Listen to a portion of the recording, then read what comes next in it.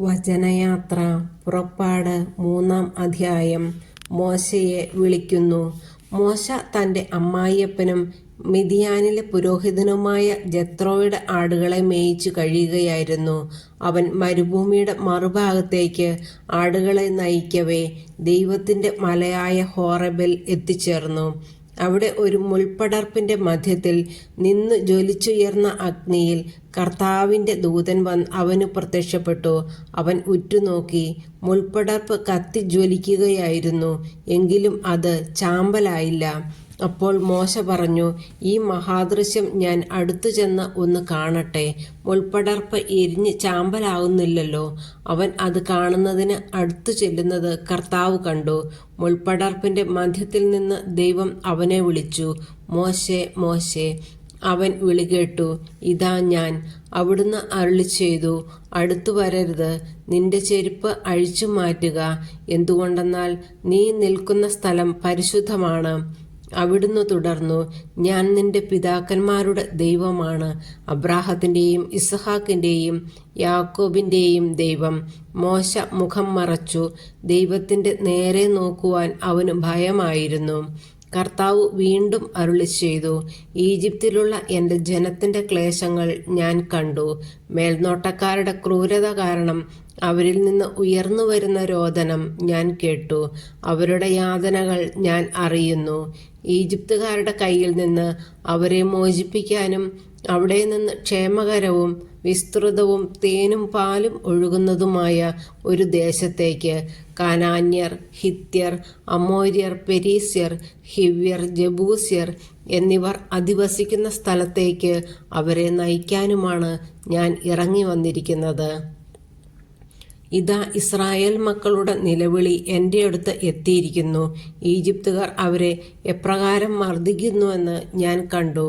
ആകയാൽ വരൂ, ഞാൻ നിന്നെ ഫറവോയുടെ അടുക്കലേക്ക് അയക്കാം.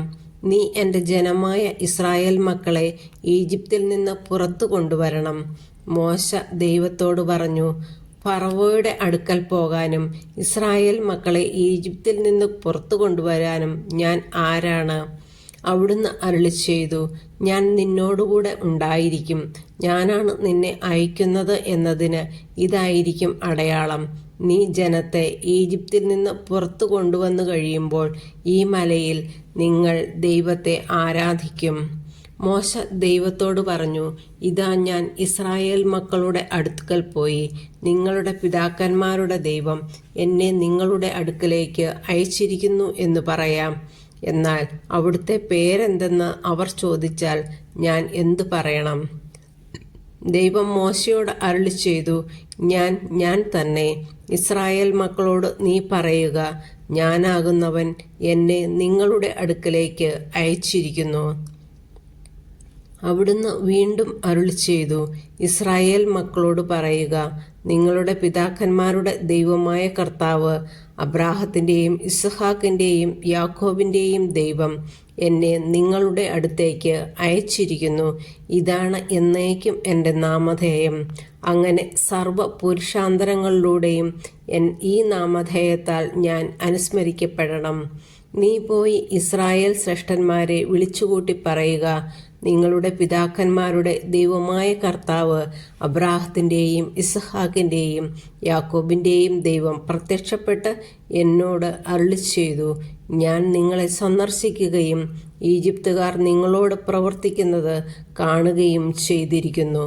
നിങ്ങളെ ഈജിപ്തിലെ കഷ്ടതകളിൽ നിന്ന് മോചിപ്പിച്ച് കാനാന്യർ, ഹിത്യർ, അമോര്യർ, പെരീസ്യർ, ഹിവ്യർ, ജബൂസ്യർ എന്നിവരുടെ നാട്ടിലേക്ക്, തേനും പാലും ഒഴുകുന്ന ദേശത്തേക്ക് കൊണ്ടുവരാൻ ഞാൻ നിശ്ചയിച്ചിരിക്കുന്നു. നീ പറയുന്നത് അവർ അനുസരിക്കും.